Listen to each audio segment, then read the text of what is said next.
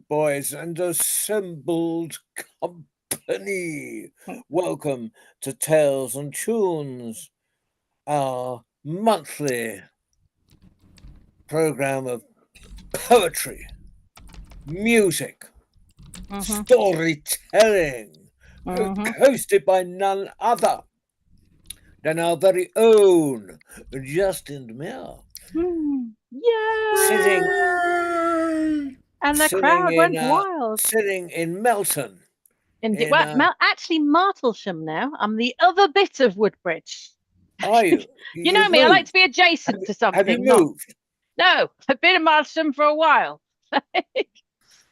Well, oh yes, Martlesham, yes, round the corner Something from the beginning pub. with M. Yes, you've been. In fact, I've stayed there. You Right. have. Yes, sitting in Martlesham, the Mm, Martlesham end of Woodbridge, indeed. which are an area for our transatlantic friends.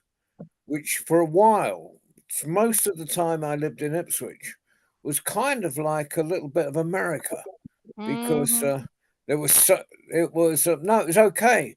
It was there was an enormous amount of duty free floating about from the PX. So, there was a sort of parallel economy from the bases, Mm. um, and most of the people on the bases at that time were there to get their education and a free healthcare, um, and it was like they were all they in the Reagan cleanup which was nothing to do with getting rid of the African American servicemen at all. Mm. Um, uh, but it was all the interesting people from the bases disappeared. Um, Oh. but right, welcome, Peter. Um, Hey, Justine, I'm Peter. going to hand over to you. I'm just Are rattling you? away How on the history exciting. on the history of Suffolk. Do you know you've missed out something very before I kind of hand over? Just so rumor has it, and I don't know how true this is, that Martlesham Creek, there was something that was mined from Martlesham Creek that is in the building of the White House. Whether it's still there at this point, we don't know. But I shall find out that history and share it. So our connection between Martlesham and America goes back quite a long time. See? Yes, I So it's remember. nice. If I can come with one more anecdote before you Yes. start, Go go. I used to drive for an electrical wholesale place, a firm called New End Air, and we'd deliver out onto Bentwaters base on occasions. Mm, And they'd on the delivery note, it just had a number of a building, and I went into various people and said, "Where is this?" And no one could tell me. And eventually, in desperation, I drove my delivery truck down the main runway, and you wouldn't believe the amount of police cars and security things that came up. And it turned out the building I was looking for was the PX. And because they'd written a number and hadn't called it the PX, but I was escorted quite rapidly off the runway to the PX. I can imagine. Oh dear. I've driven down that Justine, road right now, but not so used. Yes, Baba. is there a theme for today? There isn't a theme, so one may emerge. You never know. They All normally right, do, don't they? So, right. um, shall I begin then, my dears? Begin as we always do with a little bit of extreme storytelling. We're going to create a story, um, and then we will go round in the order you arrived. But since I arrived last, I've no idea who it was. So, kind of, you can tell me what order you arrived in. But let us begin with a bit of extreme storytelling to see what story we want to create as our landing place before we start. For those of you that don't know, I think that's all of you. I think everybody knows that we start with extreme storytelling. So the first thing I need to do to create this story spontaneously for you and with you is, who would you like this story to be about? Who would you like to be the hero, the heroine, the protagonist of our tale to open the evening? Hero. A hero. Like, was that a person? Oh, Hero is a name, but it's a woman's name. So Ah, okay. So we could have a female hero, named A Hero. female hero. Okay, Or cool. a female named Hero. A female named Hero. Okay. So her name That is would make her Hero. a Shiro. No, it's a Greek story, so I know. I was just being me. it's all Greek to you. Yes. All right. So we just do we know anything about this woman named Hero that we want to so that we know when we're telling the story? Yes. She loves the moon. She loves the moon. Beautiful. Okay. Since it's such a big moon. And she's quite short and chubby. And she's short and chubby. Is that important?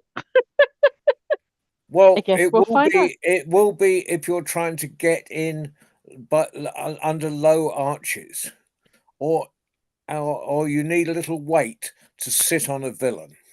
Okay, good to know. All right, so we've kind of like got our stocky hero, yes?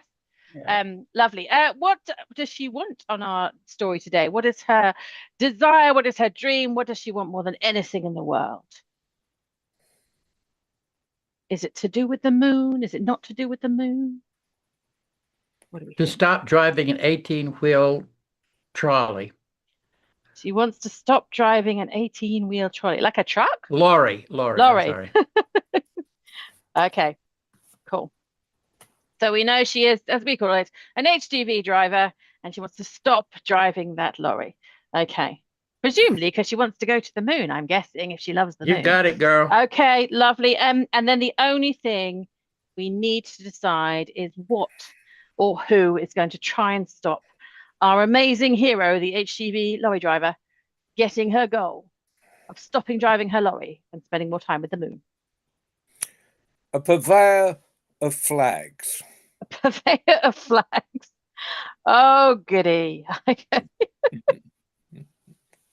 And a big shout out to all my flag saboteur friends out there. So, in Good other work. words, this story is going to get flagged.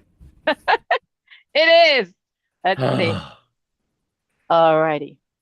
Wish Help me luck. Jesus. I could get into trouble. I'll try and stay on the right side of it. Once upon a time, not so very long ago, in fact, in the times when you and I currently live, there was a woman and her name was Hero. So called because when her mother saw her, she thought, this girl is going to be a hero. This girl is going to do something that makes the world a better place. And so she named her daughter Hero. And Hero grew up and she was strong. She was a big girl. No one messed with her. And she grew up and she took on a job that not many would be able to manage, but she was strong and she was resilient. So she took on driving an 18-wheel HGV. It was her job to pick up all of the goods that came from Felixstowe and take them all into the rest of the country, since I am in Suffolk, so that's why. She had to go up and down the A14 more than I do, and it's one of the worst roads ever. So I really feel my hero. But the thing with Hero is that as much as she was good at her job, and as much as she didn't mind the hours and the having to sleep in her cab and everything, what she loved most was on a night's drive, when she could look up when she was in the rest stop and she could see the moon. And the more she would spend that time looking at the moon, the more she would think, this is what I should be doing. Maybe I should be finding my way to the moon or communing with the moon, but not driving this big truck. So she decided that she was going to have to quit her job. But the problem was, when she went to her boss and she said, I really need to stop this. I need to spend some more time with my sister Moon and find out what it is the moon wants for me to do. And her boss said, don't be ridiculous. You're in this contract for the next 5 years. You've got to keep on driving. Well, poor Hero. She knew she had to do something. So if you were Hero and you're stuck in this contract for the next 5 years and you just wanted to spend some time with the moon to see what the moon was calling you to do, well, what would you try? What would be a next step if your boss had said no completely? Yeah, go, Evita. I would put a roundish pillow under my shirt and saying, boss, the other thing I forgot to mention is I've got someone on board. And what usually happens, and it's not meant to happen, when you're pregnant at work. Well, we'll see. So she thought, I know, I will tell him that I'm pregnant. He's never going to like that. He's going to have to do loads of kind of things because of equal opportunities and everything. So she got herself a proper kind of pad, made her look self completely pregnant. She gave it a few weeks because obviously she just I wasn't showing before. Turned up the next day, no one was ever going to believe it. So she gave it a few weeks, and in those few weeks, every night she'd still look up at the moon and think, Sister Moon, I know you are calling me to do something, but I don't know what it is. And when enough weeks had passed, she stepped into the office and she said, see my round belly. I don't know that I can carry on driving. I mean, I will have to be on maternity leave or something like that. And the boss, because he was an unscrupulous boss, said, I think you'll find if you read the very, very tiny small print in your contract, you can still drive with a baby on board. In fact, I'm not even sure when the baby's born. We can put a cot in there for you. It'll be fine. Well, she thought. She had to basically kind of go, like, I'm not quite sure how she's going to get rid of the baby. At the end, she just went, oh, it was a trick anyhow. We'll try something else. Otherwise, we've got to get rid of a baby. And it's a really complex story. Okay, so that didn't work. What could she try next? What do you think she should do? I think she should just crash the truck. Wow. Oh, I'm not muted. Sorry.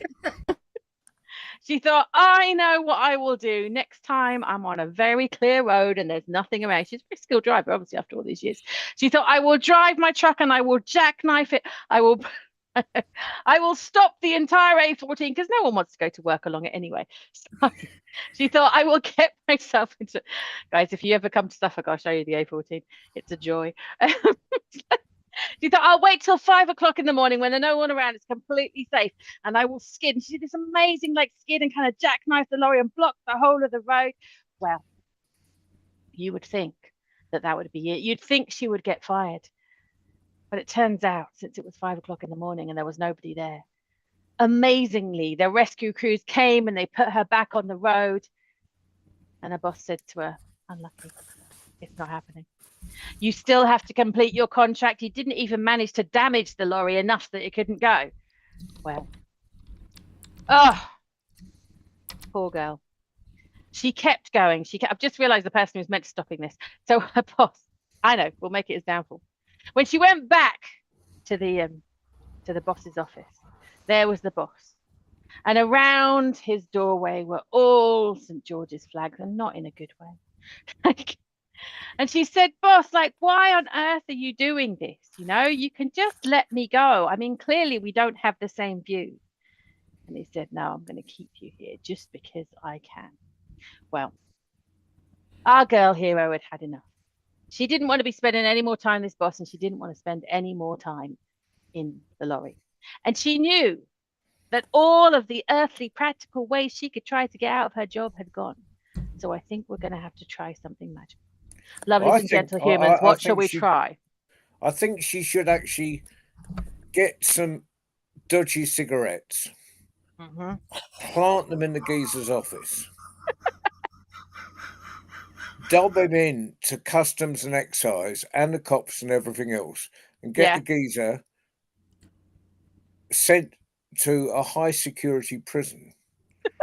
Where he'll probably be released. Where she can take over the firm and close it. Shall we see? She decided, she said, I'm going to go and sit with the moon and see if the moon tells me what to do. And amazingly, when she looked up in the moon, it had the face of John Rowe in it, which apparently happens if you look closely up at night. John Rowe said, I've given the moon the night off. You need to sort out this bloke once and for all. He's a menace to society. And he told her exactly what she should do. He said, next time you're down the docks, you speak to Fred. Fred, who's the one by the office, he'll give you the dodgy cigarettes. When the boss is out, you put them like anything. Then you phone the police. The customs excise come, they'll like sort him out, no problem at all. And Hero looked up at the moon and said, are you sure, John, the moon? And John said, yes, I am. I'm giving the moon a day off. So you have to take my advice for now. Hero said, all right. She did exactly what she said. She went down to the office on the docks. He asked for Fred. She said, Fred, I've been told you're the one to give the dodgy cigarettes. Fred said, did John Rowe send you? Fred said, yes, he did. friend gave him the dodgy cigarette.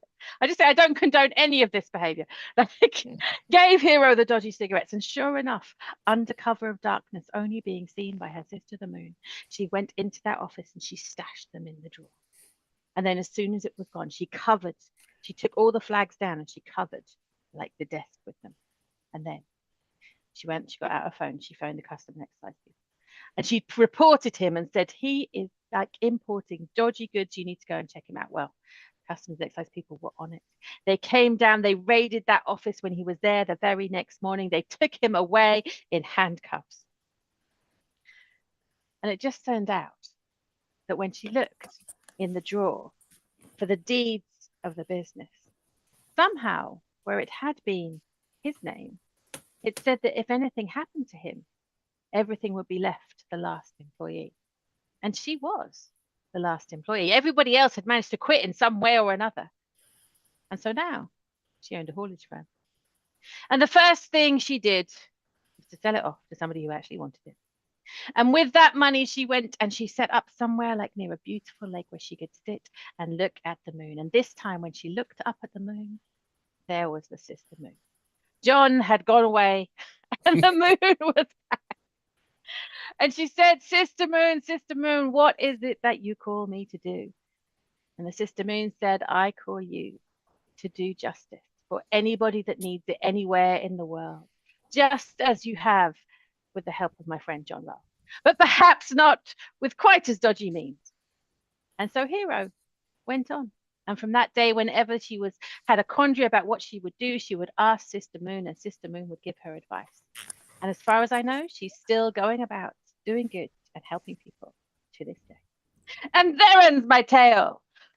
I have a question. Oh my goodness. So she got the dodgy cigarettes.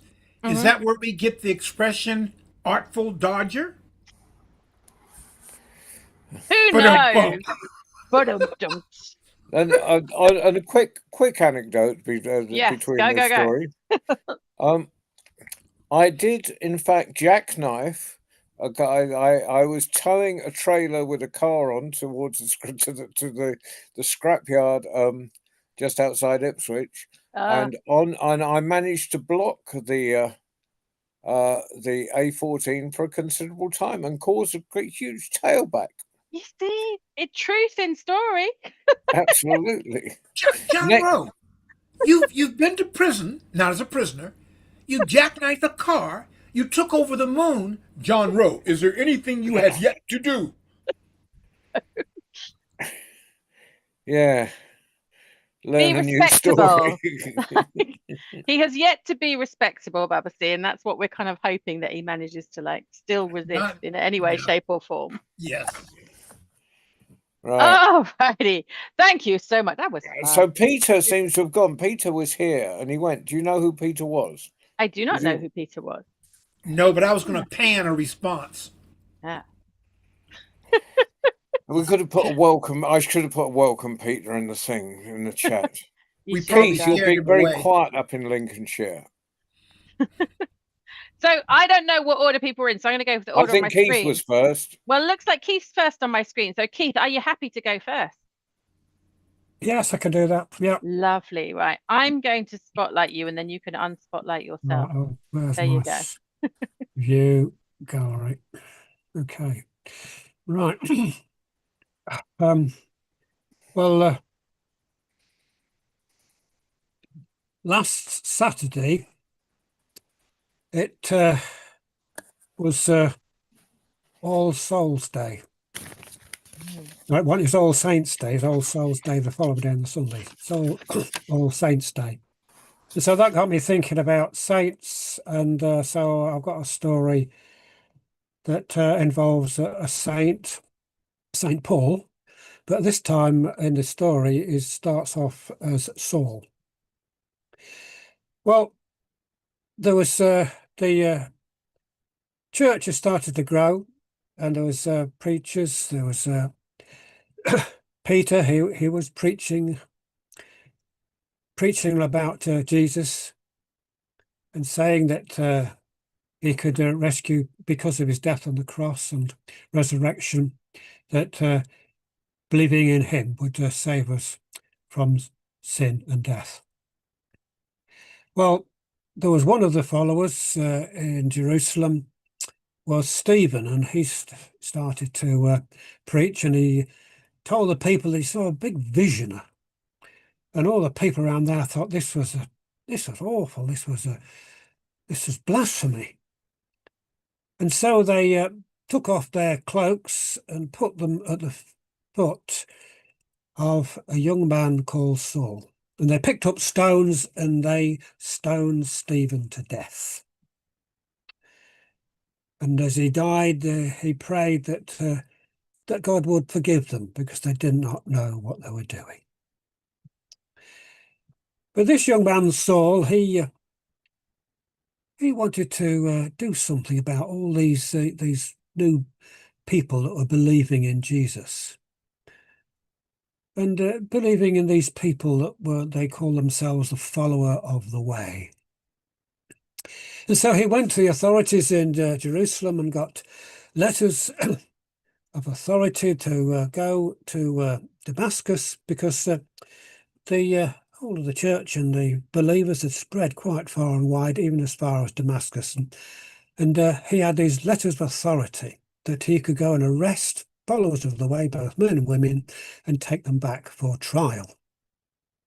But on the way, there's a big flash of light. And Saul, he fell to the ground. And they heard a voice saying, "Saul, Saul, why are you persecuting me?" And Saul said, "Who are you, Lord?" He said, "I am Jesus, who you're trying to kill, to persecute. Now, get up and go into the city, and I'll tell you what to do." But when Saul got up, he found he was blind. He couldn't see. And all the people with him, his friends with him, they heard a voice, or they heard a noise, but they didn't hear the voice. But then they found that Saul was blind, and so they led him into Damascus. Now, in Damascus, there was a follower of the way called Ananias. And he had a vision, a message from God saying, "Ananias, yes, Lord, here I am. I want you to go to the house of Judas in Straight Street, and there you'll find a man who is blind. His name is Saul, and I want you to pray for him and restore his sight." But Ananias said, "Well, this man Saul, he's got letters of authority to come and arrest people in Damascus and take people off to the trial." But the Lord said to Ananias, "I have chosen this man to take the message of the gospel. He is going to be my servant." And so Ananias, he went to the house of Judas, knocked on the door, and Judas opened the door and said, "I've come here to see the blind man that you've got." And so he was led to Saul, who'd been not eaten or drank anything for 3 days. He'd fasted for 3 days. And Ananias said to Saul, "I have come here to restore your sight through prayer." And he laid hands on him, and Saul could see again. Something like fish scales fell from his eyes. And Saul, after a few days, was baptized, and he became part of the followers of Jesus.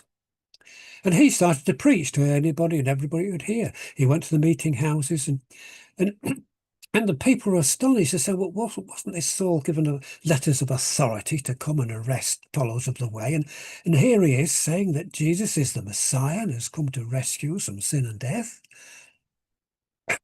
And so there was a plot, there was a plan to do away with Saul. And there was guards put on the city gates. But Saul, he heard about this, and so did his friends. And so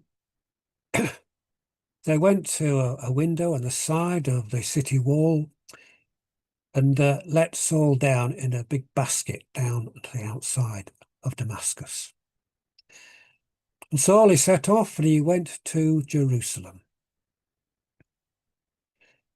And there he tried to join the followers of the way, but they suspected him as treachery. They had heard that he had been persecuting the church and persecuting and trying to get people arrested by the authorities. But then there was another saint. This was Barnabas. And he took Paul and Saul at this time under his wing. And Saul explained what had happened on the road to Damascus and how he had met the Lord and how he'd been restored to sight by the prayers of Ananias and how he'd preached the gospel in Damascus. And so Barnabas, he took Saul to the rest of the believers. And he explained what had happened and told them about Saul's experience and his way to Damascus. And so eventually Saul was accepted as part of the band. And he continued to preach, this time in Jerusalem. He went over to the meeting houses and told people that Jesus was the Messiah and he'd come to rescue us from sin and death. But again, there was another plan, a plot to do away with Saul. And so his friends, they took him to Caesarea and then on to Tarsus. And at that time, the gospel continued to be spread among the people. Lots and lots more believers. The church grew, the church was at peace. And the believers continued to explain and share what the gospel is all about. And so that's the story of St. Paul, who started off life as Paul, and how he met the Lord on the road to Damascus. Yay! Thank you, Key. Yay! Lovely. I used to be all the Gospels of St. Paul when I used to be a Christian when I was a teenager. That's what I used to read all the time. It's like, it was the best writing and the best insults, I seem to remember. So why would I like calling people whitewashed walls when I was 14? And that was very cool. Thank you. Nice to hear it again. Evita, you are next on my screen. Are you ready to go next? Not yet. Can't hear you. Unmute you. I Yay! think it was Baba was here before me. Oh, was it? Oh, maybe it goes around this way on my thing. Okay. Babu, do you want to go next? Vita, if you want to go, I will wait. But I'm No, prepared to go next. go, because I sort of was prepared Okay. for you So to go. like I am, right? Let me work out just before. So let's start. The order then I've got is Baba C, Evita, John, David, Norman, and Peter, if Peter's joining us. Does that sound about right? Everyone happy with that? Fabulous. Baba C, it's all yours. Okay. Go for it. Peter's just come back. Can you let him know when he's on? Hello, Peter. Hey, Peter. Yeah, I've got Is he- Peter on the end. I don't know if he's joined, if he's listening or telling. We'll find out when we get there. Hey, Peter. Okay. So this is a story that, pardon me for a moment, something in the air. I'm not going to make my usual joke about pollutants coming from Congress because they're not there. This is a joke. No joke. This is a story I wrote back in 19... Forgot that I'd written it, and recently came back to me. I've only told the story 5 times in 10 or 15 years. Wow. And it changes every time I tell it. But I like this story, and I'm going to share it. And pardon if I make an error or two, but if I don't tell you, you won't know because I told you I wrote the story. All right. So as usual, this story takes place long before Keith or John Rowe or I had white beards, let alone white beards. It took place a long time ago. You could count all the hairs on our beards, and it was longer and older than that. This is a story that takes place in Africa. Which part of Africa, I don't know, but I know it was in Africa. And because of the family that it's about, it probably could take place anywhere. You see, this is a very special family. Everybody in this family had at least one magical ability, power. The father was a famous architect. He could conceptualize in his brains what his clients wanted the building or their homes or their compounds to look like, and pop, it would come into being. And the wife, she could cook. She could K-O-O-K, cook. And her gift was she could take almost anything gathered around, go into the cooking area, and she could see it in her head, and bam, there would be a banquet. So they were in much demand. And so they used to travel, not always together, but they had two sets of twins. One were twin brothers called Ek and Ko. You'll get that later. So Ek and Ko, their power is that what one heard, the other could hear, and what one said, the other could say. And so the parents could communicate that way. Now, there were two others, and they were twins, but they were fraternal twins. There was a boy named Angel, who was anything but. But you see, his power was he could make his parents and any other adult believe whatever he said. No matter how outrageous it was, they would believe him. His sister's name was Angela. And she had a power. And her power, she could take the sand from the beach and make these beautiful glass figurines and beautiful glass bowls and she just made anything beautiful, and it turned into glass. Now, Angel and Angeline also had another power. Angel could sprout wings and fly. Angeline, well, she could turn into any distance of the sea and go underwater. Now, you'd think this would be a happy family. No, if it was, there'd be no meaning for the story. So you see, while they were out of town, the parents and the twins Ek and Ko, Angel did what he did best, and that was to torment his sister. I mean, he tormented her. I mean, it was terrible. He tormented her so bad, if you look up the word torment, you'll see a picture of him next to it. I mean, he was terrible. And he used to love to go and break up her beautiful glass figurines, her beautiful glass bowls, her beautiful glass goblets. He would break, and then tell his parents that he didn't do it, she did it, and was blaming him. And because of his power, they believed him. Now, they're away from home, and the two of them are there by themselves. This is back when you could leave your children alone at home, or home alone, not to be confused with the movie. And the moment they were gone, he started tormenting her. I mean, he would just do everything. And she would get, and he would chase her, and she would jump up in the air and go into the river because he couldn't follow. He had wings, he could fly, but he couldn't swim. And this bothered him. Now, there was an old man who was so old, some people say he saw the sun rise for the first time. And his name was John Keith. No, it wasn't, but that's the name for the story. His name was John Keith. And so Angel went to see John Keith, who lived under a humongous old baobab tree. And he said, "Old man, sir, elder, I have a sister that torments me every day. And I want to bring justice and give her a taste of her own medicine. Oh, every day she destroys whatever I make. And then when I try to correct her, she goes into the river. I have wings, but I cannot swim.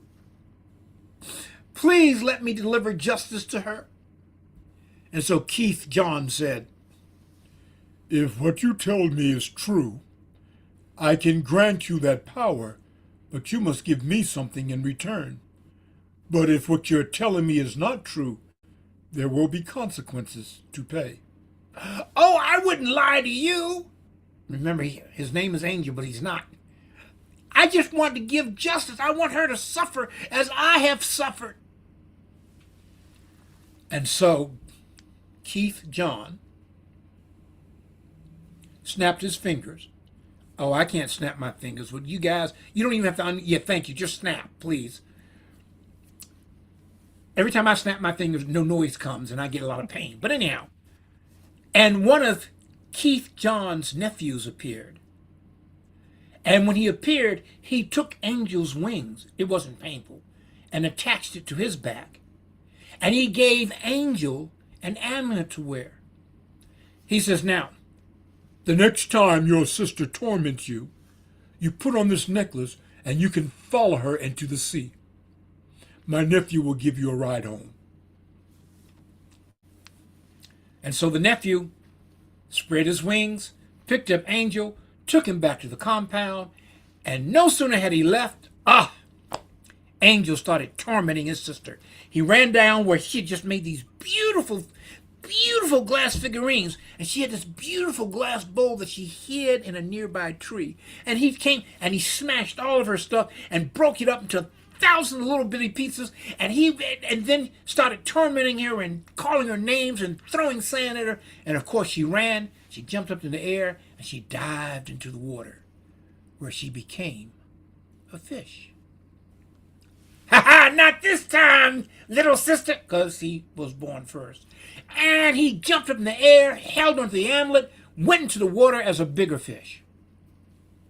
And he started swimming after her. And she knew this was her brother coming after her, so she turned to a bigger fish. He turned into a bigger fish. She turned into a bigger fish. He turned into a shark. She turned into a dolphin.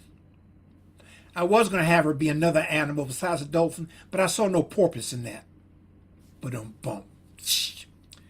And when she turned into a porpoise, Angel realized that usually if there's a battle between a shark and a porpoise, the porpoise wins. And so he turned tail or turned fin, he turned around and began to swim back toward the shore. And the dolphin was getting closer and closer. And he decided, well, I'll become something smaller so she can't find me. And he jumped in the air and became a little tiny fish. Some say it was a goldfish. Some say it was a silverfish. But here in the States, silverfish is not a fish at all. So it's going to be a goldfish. And he landed on the beach, and he's flopping up and down because he's a fish out of water. Angeline comes out of the water, sees a little floppy fish, turns herself back into a girl, runs over to the tree, grabs her glass bowl, puts some water in it, picks her brother up, drops him in the bowl. So he tried to turn back into a boy, but he couldn't. He tried and he tried and he tried. Then he realized he didn't have the gold amulet. But he tried, he couldn't do it. And she took the glass bowl and she put it in the living room area and waited for her parents to return. And when her parents returned, they saw this little fish swimming around the bowl. They said, what's going on? And she told him, every day when you're not here or you're not watching, this angel, who isn't, torments me every day. He's the one breaking up my figurines. He's the one causing all the mischief in the house and throughout the village. It's him. And because he did not have his powers, the parents believed her. Now you're probably saying, well, what happened to him? They left him in the bowl. And to this day, he's in that little fish bowl where she feeds him and takes care of him, and he swims around and around and around in his little fish bowl. And there are many lessons in this story, but the one I like to share most is, before you decide to be unkind, before you decide to prank, before you decide to tell lies, before you decide to do something you wouldn't want done to you, remember this: what goes around comes around. Asante. Thank you, Brother C. Whole new goldfish thing going on. Love it. And that's becoming one of my favorite stories. Just one little thing. Fabulous. Sometimes people ask me, what is your favorite story? And my reply is the one I'm telling at the time. That's true. Yeah, definitely. Ah, fabulous. I love the kind of glass figurines in the sand as well. There's a movie that has a guy that does that, like he has lightning rods. Oh, it's like a romantic comedy or something. But there's a thing like he puts lightning rods in the sand, and then when the lightning comes down, it turns into these amazing glass things. Very I have a cool. question. Did he ever Yeah. draw a line in the sand? No, just like rods. Okay. David's giving me that Evita. look like, no, he didn't say that. Yeah, I did. Yeah, I did, cuz. Yeah, you I did. did. All of the pun. I should have a pun counter on you, Babasi. That's amazing. I think Let's John hand Rowe over. used to have one on me, but it broke. Evita, my dear, are you ready? I'm still, my mind is still trying to make up which story make Okay. up. But anyway, sail, sail my boat, carry me across the water. Sail, sail my boat, all the way to the storytelling cafe. So today, when I was thinking about the moon, I was thinking back to the time I was working with children. And for children, I usually make little puppets, but I don't have them with me to tell that story. And I suddenly realized that that story could sort of be the introduction to the one I'm probably going to tell tonight. And the story, would you believe it, was written in it's a poem, 1871. You all know it. It was written by Edward Lear. But to honor our super moon sister tonight, we shall go, and I'll try to remember as much of it as I can. What I find fascinating about this story, you'll find out when I get into my next story. The owl and the pussycat went to sea in a beautiful sea green boat. They took some honey and plenty of money, all wrapped up in a 5-pound note. The owl looked at the stars above and sang to his small guitar. Oh, lovely pussy, pussy, my love, what a lovely pussy you are, you are, you are. What a lovely pussy you are. Said Puss to the owl. Oh, you elegant fowl, how charmingly sweet you sing. Now do let's get married, too long we have tarried. Meow, but what shall we do for the ring? So they sailed away for a year and a day to the land where, for John, the bong tree grows. And there in the woods a piggy-wig stood, with a ring at the end of its nose. Its nose, with a ring at the end of its nose. Asked Owl, the pig, are you willing to sell for a shilling your ring? Said Piggy, I will. So they took it away and were married next day by the turkey who lived on the hill. Oh, they dined on mince and slices of quince, which they ate with a runcible spoon. Then at the edge of the sand, then hand in hand, at the edge of the sand, they danced the light of the moon, the moon, the moon. They danced to the light of the moon. I guess most of you knew that. I actually only found out a few years ago how very, very old that little poem is. And what struck me in this day and age, when you really look at the deeper meaning, you can marry whoever you want. You know, it's all about love. Like an owl marrying a pussycat? Hello. You know, I think Mr. Lear was onto something there. So let us go somewhere else now. As part of the Elemental series, and some of you have heard it, so tune out or tune in. We are going to go with the element of air, with the wind. A long, long time ago, people walked this earth naked. Stark naked, I'm telling you, my friends.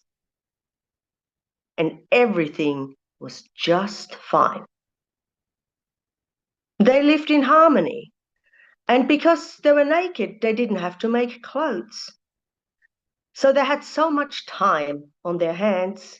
that they just looked after each other. They looked after gathering food and being together. And when you're naked and there's so many of you, eventually there'll be children.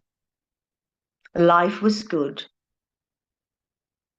But one moonlit night, the lake was very, very still. And one man, and isn't there always one in many stories, he went for a night walk and he came to the lake and he saw his reflection in it. And he felt, when he looked again, that it was quite inadequate. Oh dear. He rubbed his eyes, he looked again. There was his reflection on that still lake. Still inadequate. So he went home, and that man could not sleep, because suddenly he realized, if people can look at me and my inadequacy, they can also look at my wife.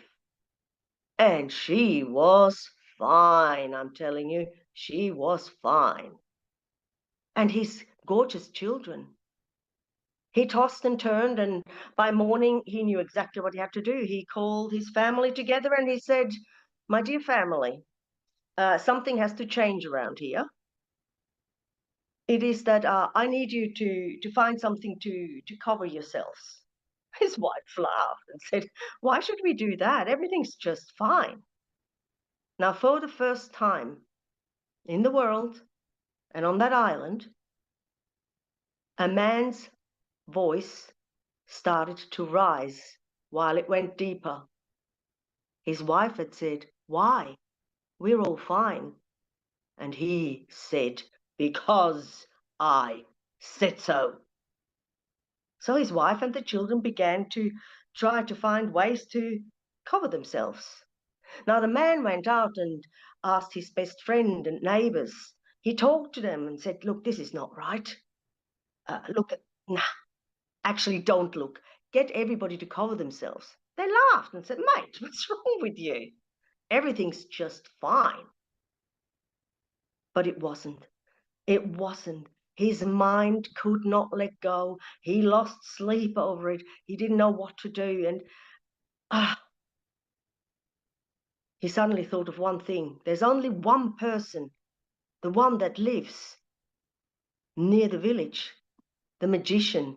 He has to do some magic for us, some magic, so that I can get through to them that we need to cover ourselves. This just won't do. So out he went, and the magician was already standing outside the gate. He had sort of felt that something was going to happen. And he said, what is it? He said, I need you to do some magic. I want you to do something so everyone is covered from neck to toe, you know. Can you? The magician stroked his beard and thought for a while and said, well, I'll have to think about that. Or can you do it now? Oh, no, said the magician. Magic like that doesn't happen just in a snap. You will know when I found the solution. So here we were. The magician was walking in a circle, wondering what he could do. How could he help that man? But nothing came. He sat down and he began to meditate.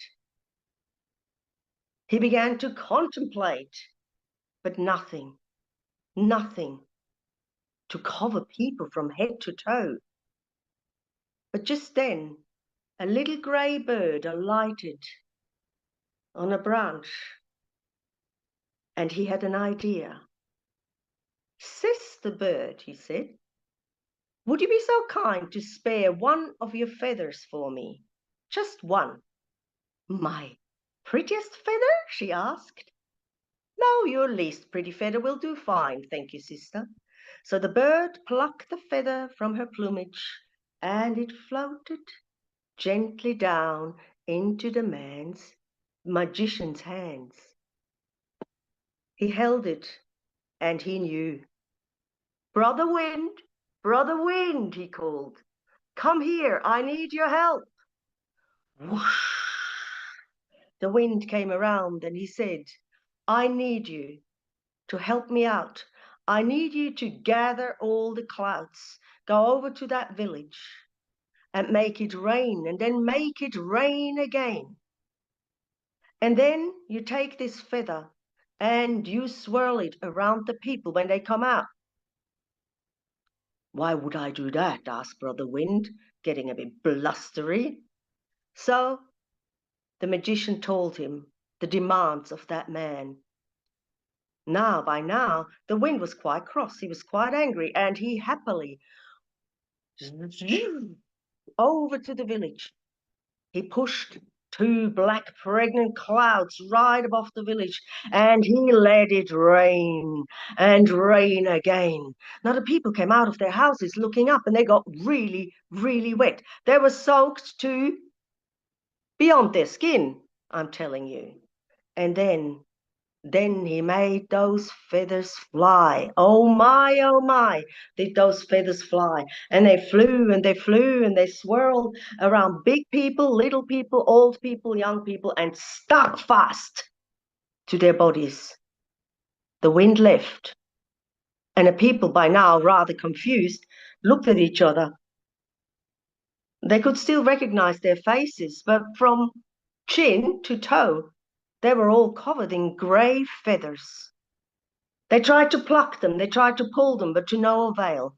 The feathers were stuck fast. Now the man had an idea, and the idea filled him with an urge. He said, follow me, I will lead you to a solution. I know what we need to do. So everybody followed him. And now the feeling rose. It was sort of, ooh, I've got something to say, said the inadequate man. He says, now line up, girls and women on one side, boys and men on the other side. Babies too, come on, bring them over. I have the solution. Wait here. He went out the back and he came back with 2 big bucket-like baskets, and they were full of berry juice. He then began with the girls. He began to paint their feathers. The baby's feathers were like pastel pink. And the older the young females were, the darker the red got, until they came to the older women, and theirs were red. Then the same happened to the boys in blue. Pastel blue, sky blue, dark blue, and the eldest, the ones with status, they were azure. Now, he said, there will be rules from now on. And now he felt powerful. The rule now is that all you who are pink are not to mix with those who are blue. You are not allowed to wear blue feathers if you're pink. You're not allowed to wear pink feathers if you're blue. And people went, yeah, but why? There'll be rules. This is how it is from now on. Just follow me. I always have the solutions. And so it happened that people, the pink and the blue people, unless they were married, they lived very separate lives. They were not to mingle. They were not to dance together or anything. So what happened, though, is they had children, and children are collectors. They collect shells and sticks and stones, and children quite like to collect feathers. They had a hiding spot near the forest in a little cave. And by the light of the moon, sometimes they would go and play with those treasures. One day, a boy picked up a pink feather and stuck them in his plumage. Oh my, do you look gorgeous, the other said. He put another one in there. Oh wow, you look flash. Now some of the girls said, hey, I want to do the same thing. And they put blue feathers. And the children had so much fun, I'm telling you. They put feathers into each other's plumage and they danced and danced by the light of the moon. But of course, an adult saw them and heard them. And they went straight back to the man. And he summoned those children. Oh, they were in trouble, I can tell you. Now there were more rules and stricter rules, and anyone who was found wearing the feathers off the wrong collar had to go to a re-education camp. Now, people did listen, most of them. But I'm telling you, every full moon, some of them sneak back into the forest and quietly adorn themselves with the feathers and dance to the light of the moon. And the rules got stricter. Now, the magician had been watching from afar, and I'm telling you, my friends, he was full of regret. So full of deep regret for having helped that fool of a man who now felt he was the most powerful in the whole of the island. Wind, he called. Wind, I need your help. Whoosh came the wind. Brother magician, what is it this time? What idea have you got? I need you to go back to that village. To make it rain? No, to blow and blow and blow as hard as you can. Why would I do that? Didn't work out too well last time, said the wind. He told him why. He told him everything that had happened. Now the wind was angry. The wind picked up like he'd never picked up before. The wind howled and in absolute total anger went over the village. He rattled the gates. He shook the blinds. He lifted the roofs and the people came running out. What's the story? What's going on? What's going on? And suddenly all their feathers were ripped off them and swirled and swirled and swirled away. They were naked as the day they were born and how they used to live. As the wind passed, he whispered, though, to some of his friends that he'd seen dancing in the light of the moon, "Hey, my feathered moon dancers, in the cave you will find all the colors of the rainbow in feathers. Make sure you wear them with pride."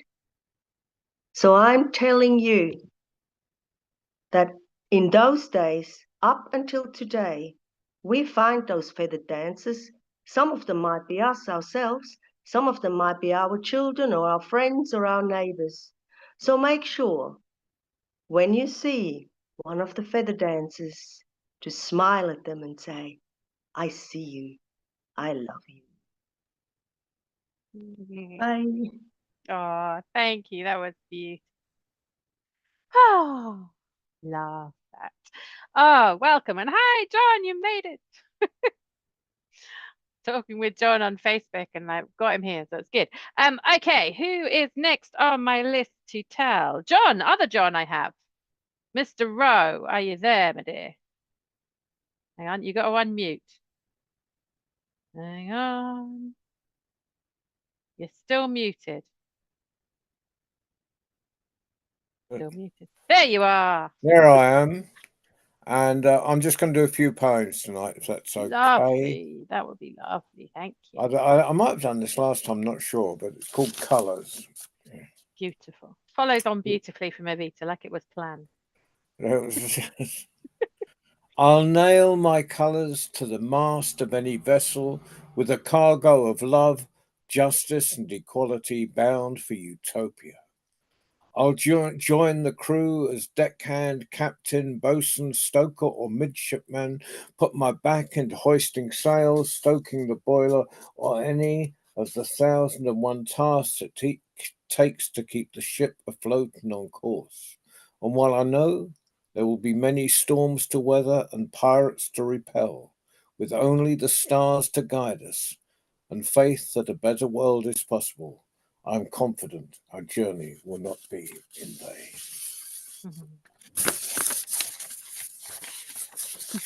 And this is for a few people from the East here, and this is called Estuary Living. Yay. I An island person who has hardly been to sea, sitting in dread of tunnels and bridges, gazed at a place where the red light district is defined by buoys and derricks. They signal a safe passage to ferry as it rounds the point 7 hours from Holland, to the Finnish carrier as she bursts into an activity of docking, to the feeder vessel laden with containers for God knows where. I, a spectator now, see the lights on the foreshore as if they burn only for lovers, poets, and chip-eating families taking a last look at the place where cultures end. I've been there, to the dark side with the illuminations, waited in line for my papers with my papers for 40 boxes to clear customs while a factory in Dudley froze. The ships tonight leave almost as fast as the lorries. Have large letters painted on their sides, corporation owned. They pool their profits with breweries and chain stores. The city knows nothing of seabirds, of the ghosts of mariners who crowd my memory. I only saw my father's ship leave once. I stood on the sand with my mother as the fleet sailed. It is an image without time. I've waited by the radio for news of a friend. He was found 5 miles of current to the north. They had breached within minutes of land with his catch. In the 19th century, we sailed from Harwich. I know this from records. A story waiting for its flesh. I sit across the estuary from the tail, tumble and back and forth across the centuries, listen to the tongues of the globe, watch a rat scuttle across the broken concrete and shingle, listen to a ship siren, and know why I like it on the edge. And last one, it's a bit of a personal one. It's sad, but it's yeah, called Fading Out Fast. Whole decades disappear in the blink of an eye, in the changing of a job, in the leaving of home, in the death of a partner. Wiping the slate clean by accident is like I poured acetone on the acetate. Moments are all that remain. A son smashing a gallon container of orange squash against a brick wall, shouting, "The A-team" at the top of his lungs. A baby daughter in a grey canvas cot on the floor of my Austin A50 van, shielded by a canopy of hitchhikers' legs. We drove home from my wife's parents in Stapleau. And one who rejected the rough and tumble enjoyed by their brother, complaining to passing strangers at the country fair, "My dad hurt me." And the last walk on a Tenby beach with my wife before I left to tell stories at Croppedy Festival, where they called out from me for the stage, and my daughter gave me the news in 2 words: "She's gone." I'm beating the ground with my fists. My world shattered in a split second that seemed to last a lifetime, and with it, my memories. Okay, I'll finish on a snowflake just to keep Justine happy. Just so Justine can wipe away her tears from the last one. Okay, sorry about that. No, it's good. It's good to cry. It's all welcome here. Right. So Oh. this is for all woke lefty snowflakes. Bless your hearts. I'm proud to be a snowflake, unique, an intricate part of the whole, forever changing. I'm reborn over and over. Tread on me, and I'll stick to the sole of your boot and become puddle in your house. Sweep me and my friends away, and my close ally, the wind, will pile us up further down the road, attack us with heat, and we'll rise up and wait for months to fall on you. I'm proud to be a snowflake, knowing people will dream of me coming like Papa Noel at Christmas. Ironic, isn't it, that white supremacists fling it at us as an insult? Beautiful. Thank you. That was great. I'm nearly recovered from gut-wrenching one of the one before. Hi, Yanina, who's watching on Facebook. Thank you so much, John. That was awesome. All right, next up, once you've recovered, I have David. David, oh, you're going to share that story I really like. Uh-oh. Uh-oh. Are y'all ready? I don't Yeah. know. Hi. Okay. Okay. Hi. Welcome. Hello from Texas, y'all. And the story I'm going to tell today, I'm doing is based on a lot of the stories I am discussing and researching of the Mesoamericans. You know, the Aztecs, the Inca, the Maya, the Mixtecs, the Olmecs, and all the others. And today I'm going to tell you an Aztec story. Justine says she's heard it before, or she's told it. I love it. And I'm going to let you know one thing. I have friends who are teaching me Nahuatl, which is the language, the native indigenous language of the Aztecs. So you will hear some different sounds in the names. It's not Quetzalcoatl, it's Quetzalcoatl, much like the Welsh. So, be aware of that. Okay. This is the story of Quetzalcoatl brings music to his people. Jiwaliwan, Jiwaliwan, Jilakaki no Sasanil. Come and hear my story. Quetzalcoatl, plumed serpent, high priest and king of his people, were sitting on his throne in the great city of Tula. And there was nothing to do. So he decided to turn himself into the wind, Ecatl. So as Ecatl, he flew through the windows. He went around. He played with the tops of the trees. He went down and tossed dust. He even went out to the sea and created great waves to come crashing in. And he was having a wonderful time. He flew by his brother, Tezcatlipoca, the smoking mirror. And his brother said, "Hey, Ehecatl, I have a question for you." "Yes, Tezcatlipoca. What do you say?" "What is wrong with your people?" "What do you mean, what is wrong with my people? They are not happy." "What do you mean they are not happy?" "I've taught them how the calendar. I've taught them how to weave. I taught them how to plant. I taught them the calendar. I've taught them all of this." And Tezcatlipoca, the smokeless mirror, said, "Yes, but they need music." "Oh, I had not thought about that. So how do I get there? Who has music?" And Tezcatlipoca said, "Tonatiuh, the sun. The Tonatiuh has music. You must go and get his musicians and bring them down to earth." "But how do I fly up there? It's too high for me." So Tezcatlipoca, smokeless mirror, said, "Come with me to the shore." So they did. Tezcatlipoca called to his servants, "Crocodile woman, fish woman, reed and shell woman, rise from the waters and build a bridge for my brother Hecatl to go to the house of the sun." And so they did. Crocodile woman, fish woman, reed and shell woman rose from the great sea and built a beautiful bridge from where Hecatl and Tezcatlipoca were standing, all the way up to the house of the sun, Tonatiuh. And Hecatl walked all the way. And as he was getting closer and closer and closer to the house of the sun, he could hear singing, and he could hear music, and he could hear joy and laughter.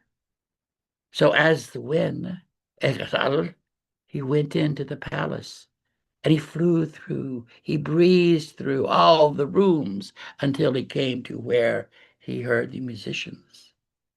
And he settled down and sang, "Come down with me and sing and play for the people there." And the musicians looked at him and said, "Oh, we cannot. Tonatiuh will be angry." Come down with me. Come and sing and play for the people there.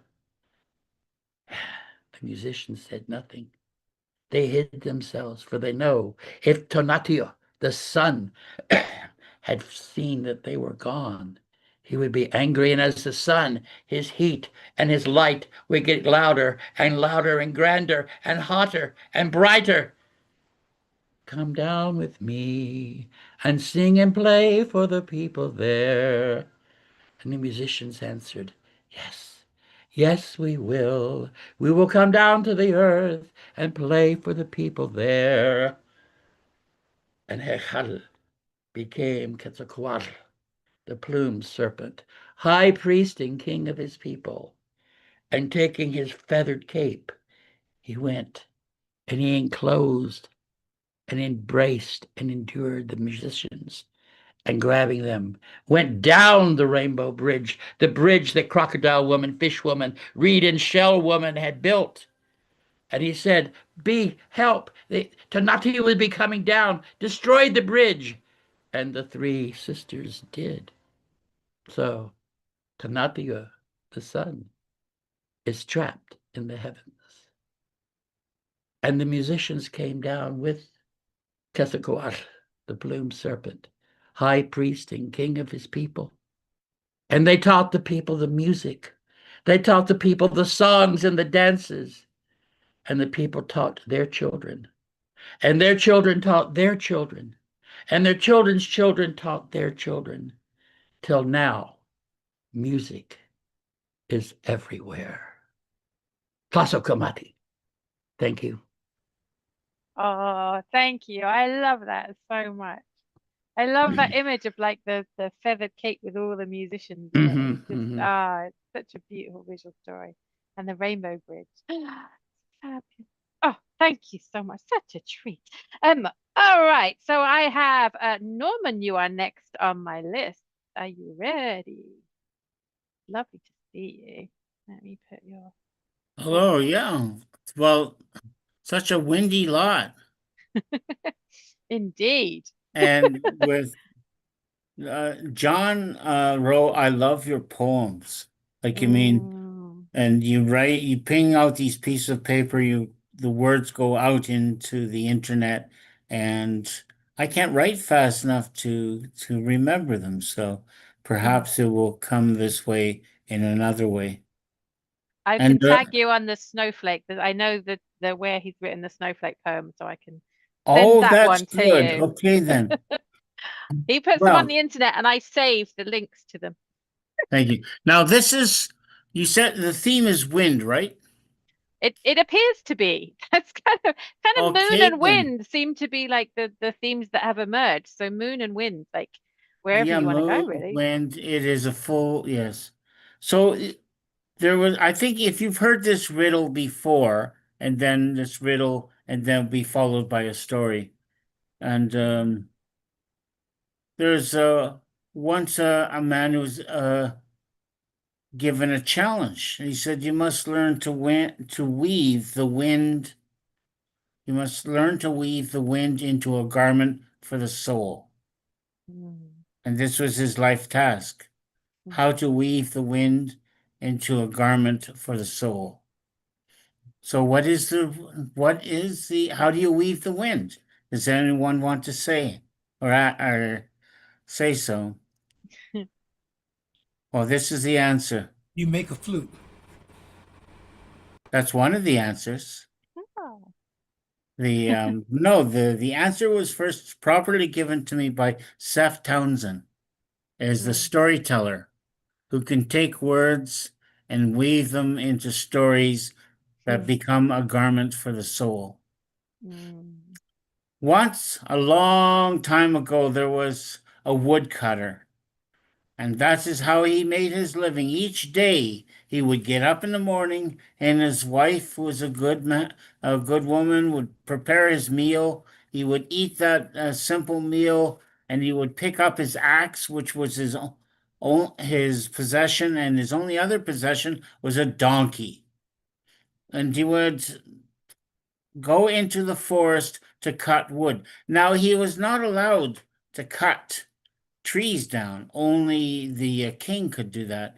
He had to go into the forest and hope for God to provide wood in a way that the wind would blow and the trees would drop branches. And it just so happened that one time it was hard, the wind had been still for many, many days. And so he had to go deeper and deeper into the forest. And wood was so hard to get. And the donkey didn't mind that a bit. In fact, it liked wandering through the forest where it could find fresh grass to eat and flowers, which it enjoyed munching on it. But the poor woodcutter, he had to walk further and further and further until one day when he got up in the morning, loaded the donkey with the axe. He went into the forest and he came to a part of the forest he'd never been to before. And he came into a clearing. And in the middle of the clearing, there was a tree. Unfortunately, as I said, he could not cut the tree down for firewood, but there was something on that tree that he'd never seen before. It was covered in thousands upon hundreds of thousands of beautiful birds, covered with the same feathers that is in all the other stories. And the tree was a magnificent tree, also covered with blossoms of all colors, and this from the blossoms dripped sweet nectar, and through the leaves of the tree, the nectar would drip, drip down, and there was the birds flying through the tree, eating the insects and the bugs that were attracted by the nectar of the tree. And then underneath the tree was a whole pile of birds. They weren't flying to get nectar or eat the bugs. No, they just lay there, flat on their backs, their wings outspread, their beaks wide open, and the nectar came drip, drip, drip, drip, drip, drip, drip, and right into their open beaks. The woodcutter saw this, and he thought to himself, "This is unfair. Why, these birds, they get their food and their drink for nothing. The birds, the insects fall out of the air. The nectar gives them something, the nectar to drink.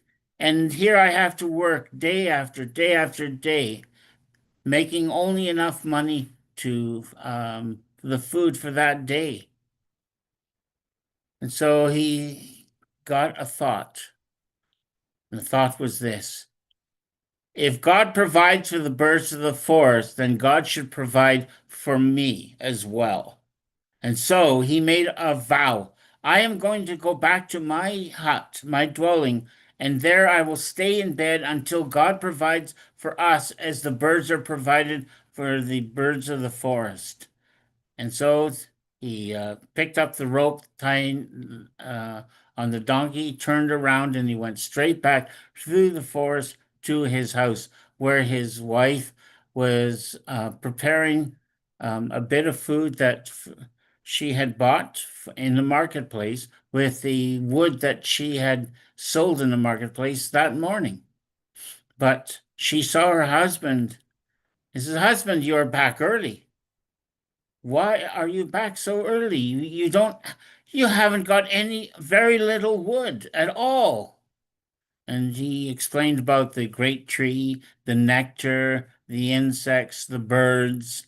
And he said, "Wife, I have made a vow before God that I will go and stay in our bed until we are provided for as the birds are provided for in the forest." And that's exactly what he did. He tied up the donkey, went to bed, and lay down.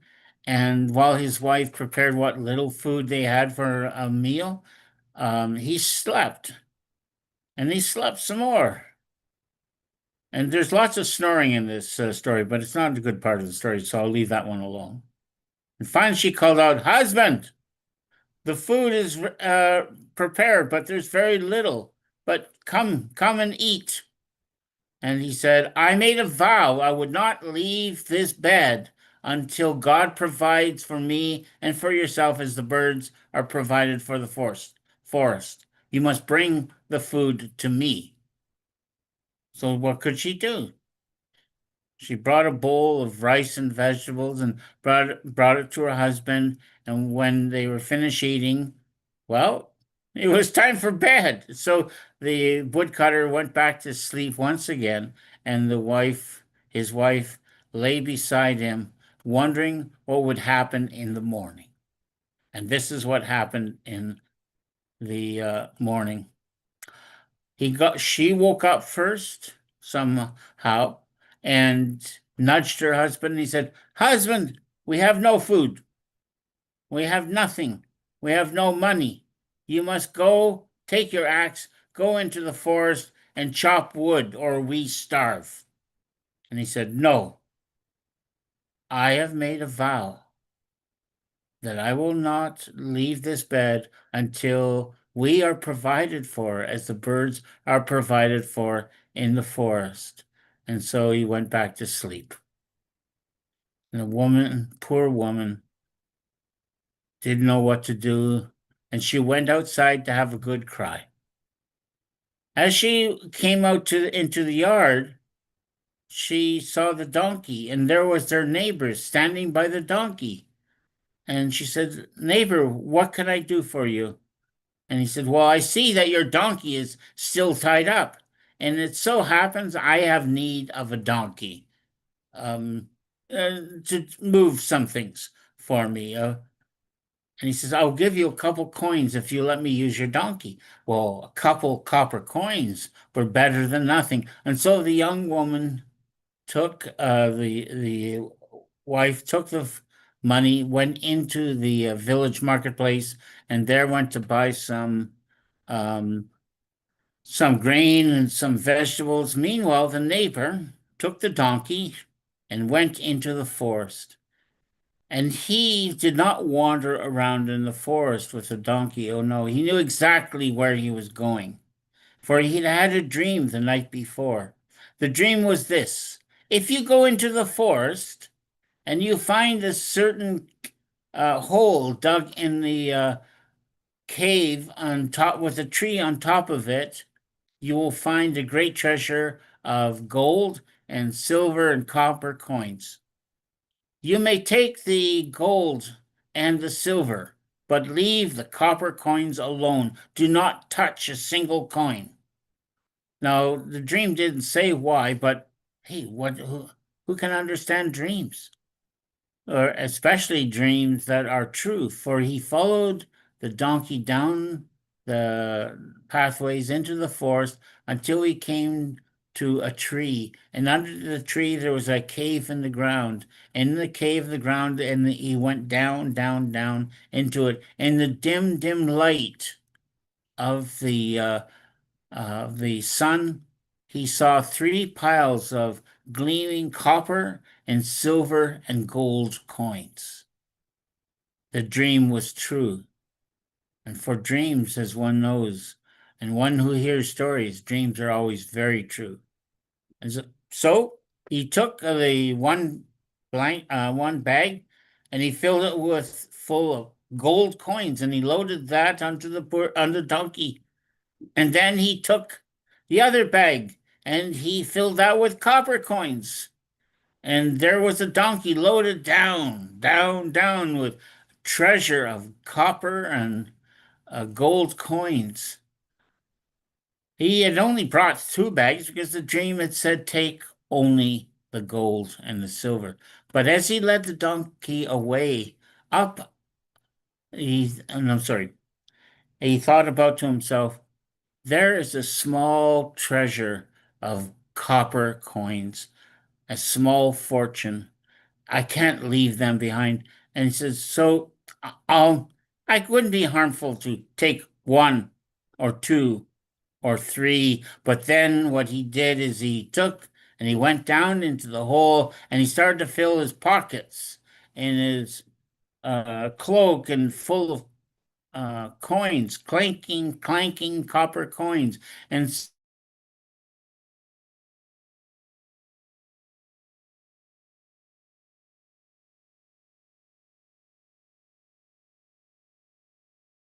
groan, and the tree groaned as a roaring wind pushed it back and forth and back. Then, crash! The tree fell on top of him and thought of his treasure of copper coins. And he leaves the story at this point. So there's a donkey laden down with two very, very, very heavy bags of gold and silver coins. But the farmer never came back to take him away. So he followed his very long nose down this pathway and that pathway, down through the forest, nibbling at a bit of a grass here and a flower there, until at last he came to his own hut. And there, outside the hut, he took a deep breath and went, "Hey, ah," which is translated says, "I am laden down. I'm very hungry. I'm very thirsty. Will somebody come and get these bags off of me so I can get something to eat and rest?" A donkey can put a lot into a hee-haw. And out came the woodcutter's wife. She saw the donkey. She saw the bags. And she went over and opened up one bag, and there it was, full of silver coins. And then she opened the other bag, and it was full of gold coins. And she dug one hand into the silver, one hand into the gold, and with her hands full of silver and gold, she went back where, remember, the husband's still sleeping. She says, "Husband, wake up. God has indeed provided." And he woke up and his eyes opened and he saw the hands full of gold and silver coins. And he smiled. He says, "God has indeed provided." And then he began to frown. He says, "God has provided indeed, but what God has provided, the tax collector will take away. As soon as they find we have this treasure, they will say we have stolen it." "Oh, never mind that," said his wife. "What God has provided, a woman's wit can keep. This is what we will do." And this is what happened. The next morning, when everyone in the village got up, when the sun rose, they found upon their doorstep a silver coin. And up and down each hut and dwelling had a silver coin. And so they concluded that the angel going overhead had given them this silver coins as a reward for being such good people. As you know, they, like everyone, they do have a good opinion of ourselves. And so when the village saw the woodcutter and his wife loading their donkey with two large bags that certainly looked very heavy, they said, "We have not traveled, we have not seen our relatives since we were married, and so we've decided to take a trip and to see our parents." And so nobody was surprised to see the donkey being led down the pathway of the village and away. And they traveled until they came to a place where nobody knew their name. And there they built themselves a fine house. And there all that who came to their door, they always made welcome. None went from their dwelling hungry. No one left thirsty. And so they lived in happiness and joy for the rest of their lives. And may we too come to such great treasure for the people who believe in what God can provide. Thank you. Thank you, Norman. That was lovely. Ah, so many good stories tonight. Peter, are you listening tonight, or have you got anything to share? I have to unmute you. Hang on, I'll ask you to unmute. There you go. Can you hear us? Unmute yourself, Peter. I think Peter's trying to unmute himself. He's there.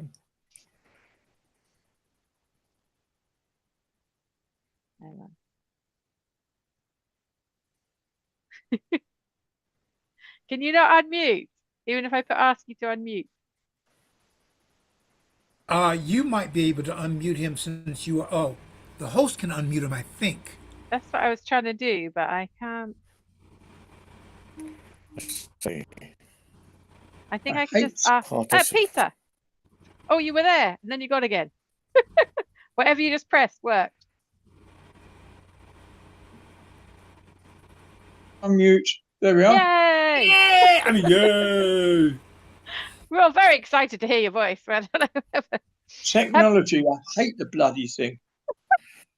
Lovely to see you though, sir. Do you have something to share tonight? Or you're just sitting back and listening? I'll play you a tune as you've Oh, been talking. yes. You've been talking about the wind. Mm, I'll use a wind instrument. perfect. We How need about- more tunes at our Tales and Tunes. So Don't let Norman hear you because he plays a wind instrument, and that means what? and that means I have the winds. I don't know what that means.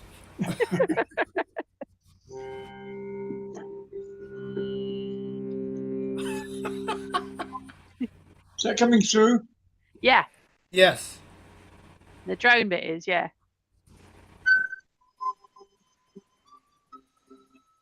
Okay. You may have to change your audio to Well- music. You may have to change it when you hit the higher registers. It fades Not out. coming through on the You might top have to bit. change your audio. I'm a technician, not a story. I'm a storyteller, not a technician. I'm afraid. Oh, it's simple to do. It's so simple even I can do it. I might be able to walk you through it. I don't want- really think. I don't think it's really the time and place, and we have time for that. So I'll sit and listen if that's the case. That's absolutely fine. Yeah, if there's not on a thing on your screen that says sound for musicians on, like if there is, click it and it will fix it. But No, if there there isn't, then isn't. No, there no isn't. worries. Yeah, I don't. We got the drone bit. We got a little bit of it. It's just the top register we didn't get. So, No. but Okay. thank you. Bye. Oh, thank you, Sarah. That's entirely fine. So we can go around. I did actually, because I've just found that there's a story that I wrote a long time ago, which is about the half moon. Like I kind of felt like, so shall I read the story and then, like, if we've got time, we'll go around again.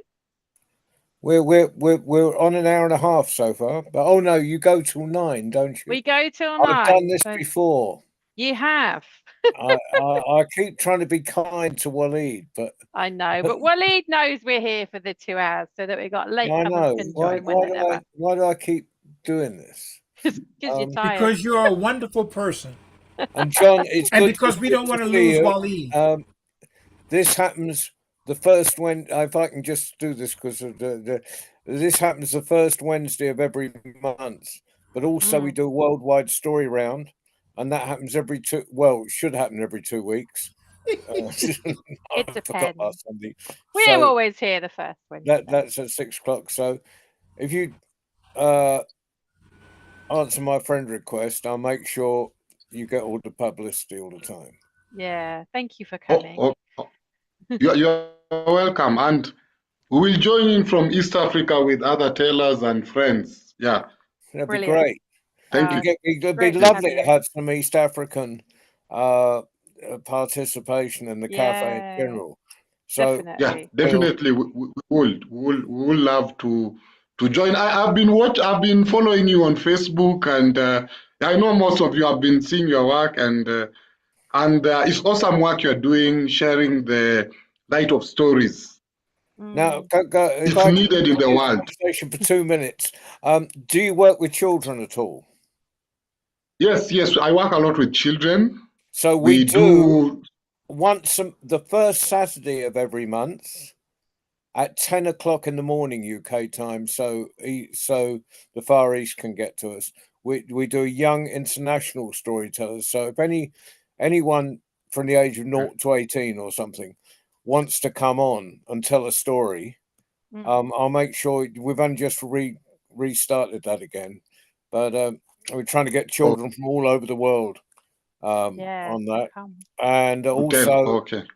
if you send your details, we'll just give you a whole program for Friday, for our Friday thing.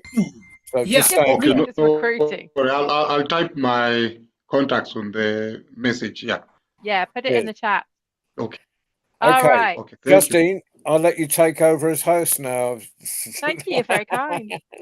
My apologies. No, it's entirely fine. I'm going to read this story. So this is a story that I wrote, and I always I'm going to just like put my brave hands on. I always get really scared, like actually reading something word for word. So I'm going to be brave and do that. Because it's a story about the moon, and I wrote it 6 or 7 years ago. It's not so much about the moon, it's kind of about a person. But anyway, this is called The Gift of the Half Moon. In the half moon, there's a time for reckoning, a time to hold your world up for contemplation and to take a long, deep look at the dark and the light, to observe in minute detail where the craters, the peaks, and the debris are, the things you celebrated and the things you've forgotten. It had been a year since he'd been gone, and that white hemisphere hanging so faintly in the afternoon sky seemed to me an invitation to mark the occasion, to acknowledge that passing of time. That night, I went through the usual routine, collecting children, feeding, bathing, screaming, yelling, settling, whispering, until finally I was downstairs alone.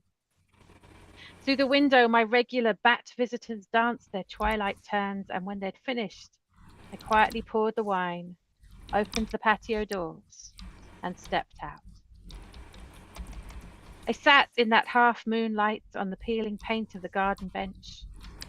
I could feel beneath me the pits in its surface, dented by the 3-year-old's repetitive bashing with her rattle as she cried out her tiny shaman truths.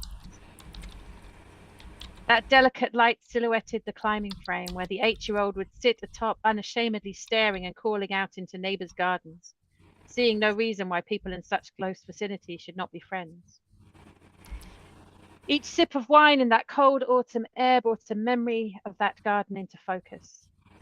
First footprints in the snow, the water pistol spray on the back wall, the storm so strong it lifted the trampoline, the toy train riding down the side path, the time we tried to burn the past in the fire pit, as if we could dissolve our agony with only the effort it took to make firewood from the creosoted fence panels from the old house.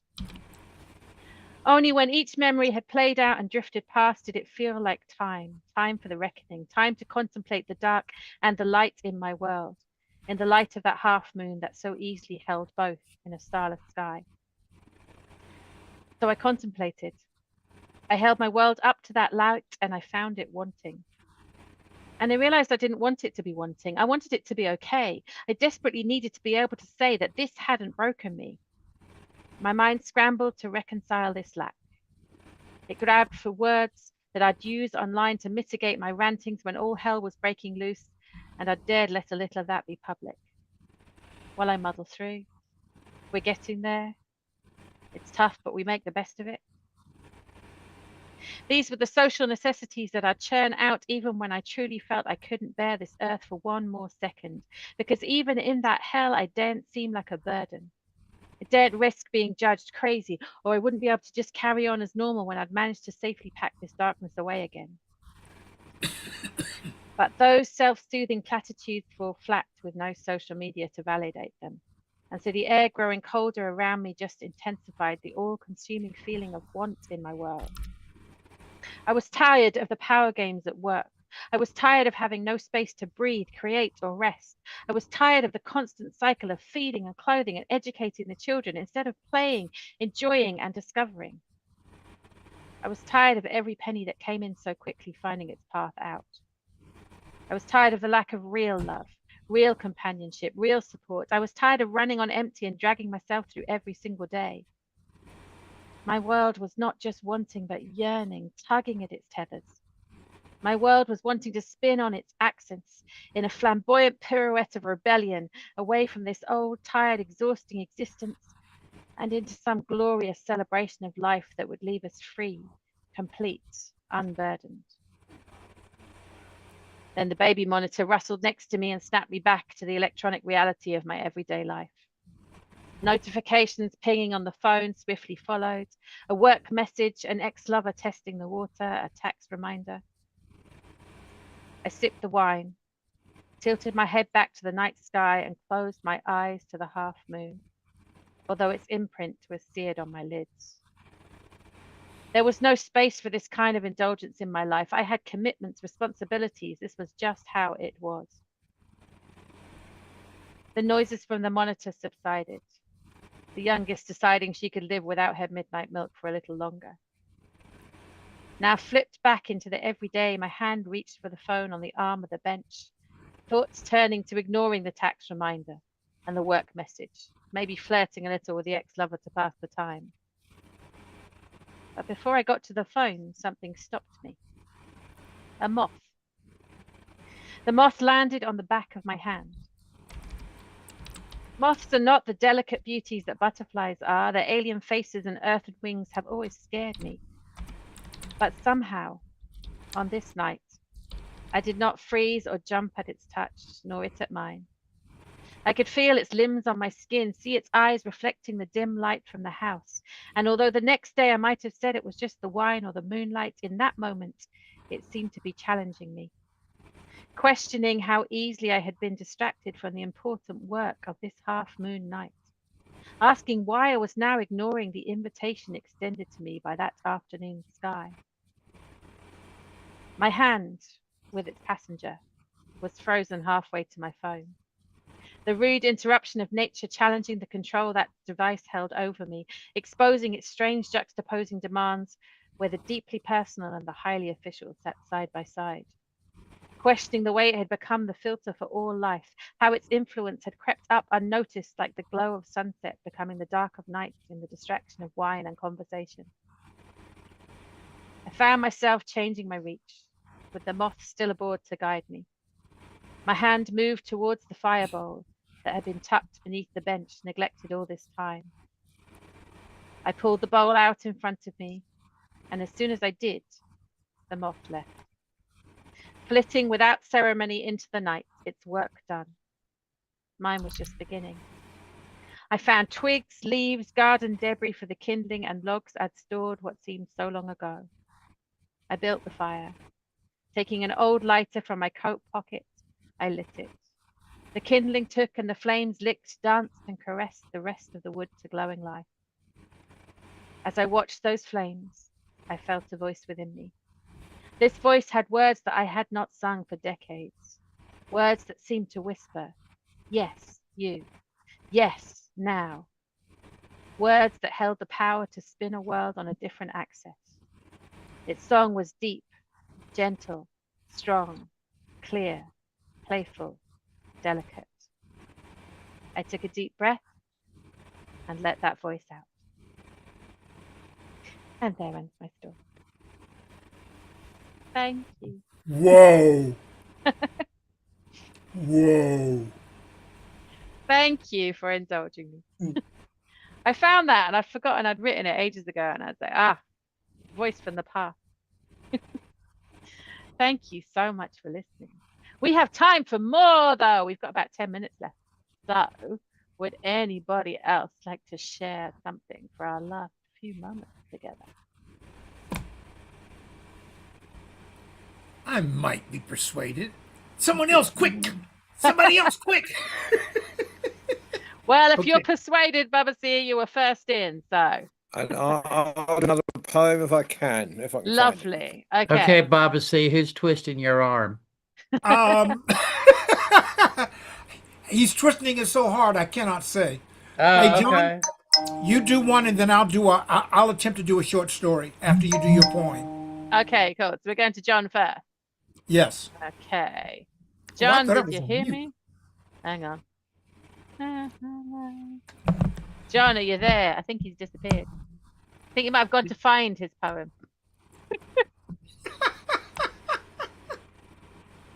John, are you there? Oh, I have a really bad one to tell. Yes. Okay. Well, Hang we're on. waiting for John. I'll just tell mine. John, are you going to John's poem back. first? John's back. All right. Then I'll wait after John, and then I'll tell mine. Oh, I got to jot down the one I'm going to It tell. won't take 2,000 years to find it. I know it's this in the book. We're going to watch Oh, you. Watch you look for it.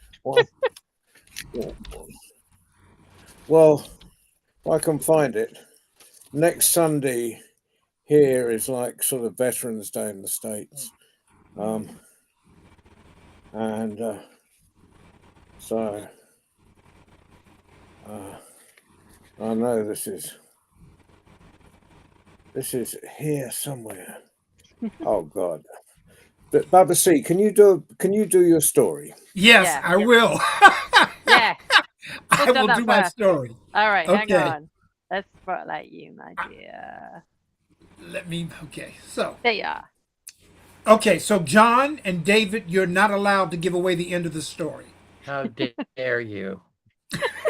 As if. Evita, I don't know if you've heard this, but you're not allowed to give away the end of the story. This story took place a long time ago. So long ago that we don't know when it first took place. But as it is an African tradition, whether you're in Africa, America, or wherever, it is a tradition for communities to look out after each other. And there was a community that was going through some hard times. But every year, at least one person in the community would throw a huge party. A party is what you go to, a party is what you are. And they would throw what we would now call a barbecue. And everybody would come and eat as much as they wanted. You know, this is before you had Tupperware. You didn't have Tupperware to take stuff home, but you could eat as much as you wanted. Well, this one man was on really hard times. I mean, really hard times. He didn't have 2 pennies to rub together. But it was his turn to feed the community.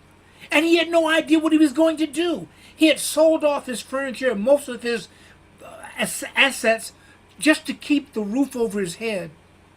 The only thing he had left in his house was an old war helmet that was a museum relic from long, long ago. But it was his turn, and he did not want to disappoint, especially since no one had anything to eat in the village. So he looked at this old, gigantic helmet, because he didn't have a pot to cook in. And he scrubbed it and cleaned it out, and he built himself a fire, and he filled it with water, and he looked around, and he found a little piece of carrot.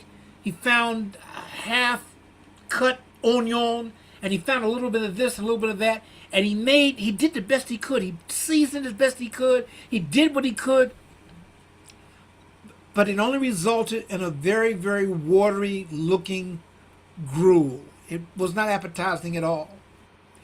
But it's the best he could do.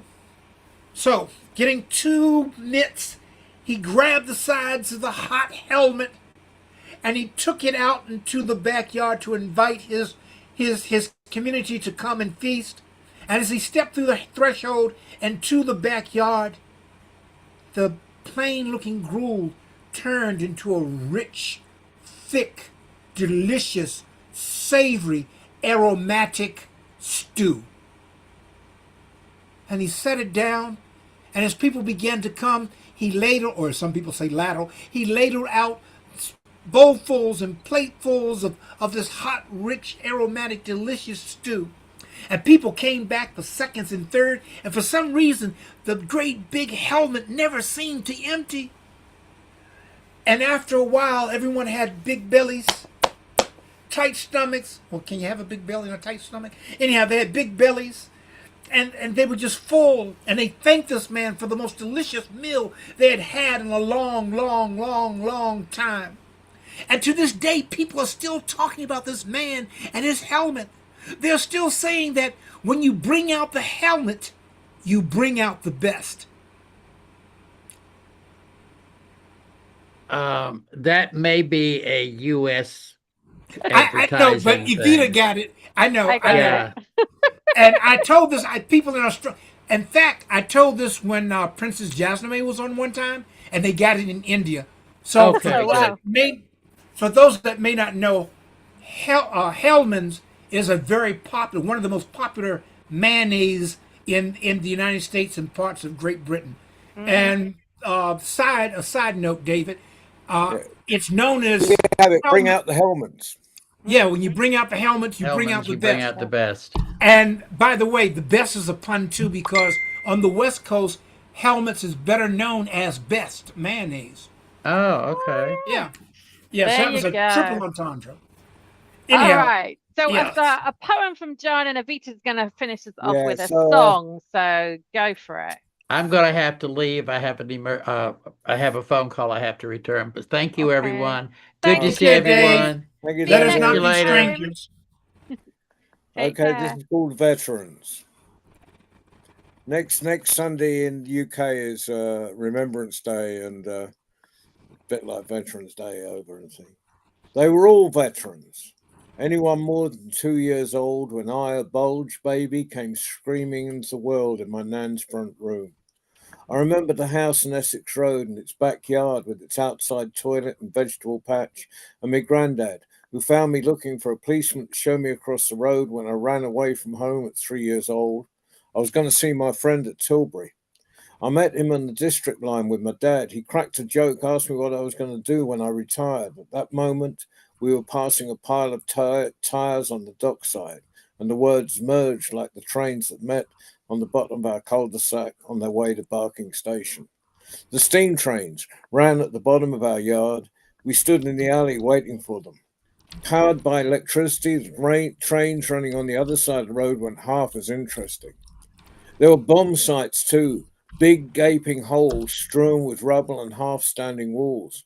I saw everywhere had bomb sites, and I had no idea of the carnage they represented, only that on Armistice Day I heard the salute from the big guns on the Thames, and we stood in silence for 2 minutes. I did know that in that war there were no civilians. The evidence was everywhere: gas masks and tin helmets, drawers full of medals from past conflicts, and ration books. I remember the ration books. By my 16th birthday, I'd learnt there were other wars fought by those who were chose or were cajoled into joining. And with each decade came new veterans, scarred beyond recognition, inside and out. And maybe because now most of us in the West are civilians, they become other. Whether heroes or villains depends on the year. I've listened to their stories from Vietnam to Iraq. I've listened to them to describe close shaves. This week I heard how one man in the doorway watched as his Oppo caught the bullet. It got lodged in his buckle and caused no injury. He still has it. Superstition, I suppose, was the teller's closing line, making sure there was no hint of bravado. Before his father came down to save him, my relative lay in a room in the prosperous South, afraid to ask for a carer in case they billed him again for all his war pension and more. He led his men away from an ambush in the desert, saved them, and ended up a cripple. Folks doing a job, I say. And like all industrial injuries, they deserve to be looked after by those who own the machinery. They're heroes in every walk of life. Folks doing a job. My cousin was a fireman, another service. He came out almost unscathed. Another man doing his daily work. Cold, I know. But mine was a service family, and armaments were my father's trade. Just folks doing their jobs in extreme circumstances. Maybe if we're all veterans, we would understand that and reserve words like hero or villain for individuals when we know what they actually did. Meanwhile, I listened to stories from those who carried images inside their heads of broken bodies and fallen comrades, and places where it was impossible to tell who the enemy was from those who could bear it no longer because they could not differentiate between those who gave the orders and those they were ordered to kill. I sat in a room in Dresden as a Lebanese man from a village that had been shelled from the sea thanked my friend who had been in the Air Force at the time for a line in the poem recording the incident. I didn't think anyone noticed, he said. In the Middle East, I talked to a man who had lost a brother in the civil war across the border, who spoke with a fatalism, seeing no end to the conflict. We asked him what he thought would happen. Asked me in a year, he said. After the Falklands, I met men in prison who could not survive outside the ordered life of the army, and men who grew their hair and went on the road, not because they were homeless, but because they needed to breathe the sweet air of freedom. One who, after a life of defusing bombs in Northern Ireland and beyond, was defused himself with antidepressants and sedatives to stop him putting wives and neighbours through doors and plate glass windows. A friend who had been conscripted and shipped out to Vietnam, where he joined the medical corps, was sent to the front line to pick up body parts just weeks before he was due to come home. He's still trying to piece them together between clown shows. And a Kurdish violinist from the Baghdad Orchestra who sat and rehearsed in his town square as Iranian aircraft dropped bombs around him, killing all his friends, who wrote songs so children could recognize landmines, who cooked for the Americans who ran the charity until one day he was told to poison them, who ran away to stop himself becoming a killer, who survived it all but broke as he traveled 6 days in a wooden box in a ship's hold before he was abandoned in Dover to live the life of an asylum seeker, and one who did not break, but escaped from the police custody in Sudan because he noticed those who went in never came out, all folks surviving the extremes. Almost, while most of us simply slept. Thank you, Joe. We have only 1 minute left, but I really want to hear Evita's song. Is that okay with everybody? Yes. Yeah. Good. Evita. All right. As a mother and grandmother, I often sing the children to sleep. And this song is inspired by John Kelly, a great Australian songwriter. Take your inner child onto your lap. Hold it tight so you can hear your heartbeat. One night the moon came a-sailing by on a big ship right across the night sky. One night the moon came sailing by, called all the sleepers to come for a ride. One night the moon came a-galloping by on a big horse right across the night sky. One night the moon came galloping by, called all the dreamers to come for a ride. And one night the moon came a-wheeling by on a big bike right across the night sky. One night the moon came wheeling by, called all the dreamers to come for a ride. Good night, gorgeous people. Thank you for all your stories. That was beautiful. Thank you. Oh, thank you. That thank was you great. so much, everyone. It's just been another gorgeous, gorgeous night. Thank you so much for joining us, everyone that told, everyone that sung, everyone that read poetry, and the beautiful audience that came and joined us. And thank you to, there were people kind of watching on Facebook as well. So thank you and hello to all of them. Parish notices. So this Friday, 6 o'clock. Hichem is that's how you say his name. That's really awful. I can't. I think Anyway, it's Hichem. from Algeria. He'll be Yeah. singing in Arabic, but I think Omar is going to translate for him. Fabulous. So that's 6 o'clock this Friday. And 6 o'clock although it's Sunday. not up yet. Yeah, It is Sunday. up now. It's up now. The World Story Round is this Sunday at 6 o'clock. So yeah, everyone welcome to that. And then we are back here again on Wednesday, the 3rd of December. So in a month's time for our last Tales and Tunes of the year. So And thank anyone who you so wants much. a Friday slot, I haven't advertised yet, but we want to fill, then you've got your slot in December, Bubba C. I've got Yes. it down. What about John? Yeah, Definitely. Yeah, let's count me in.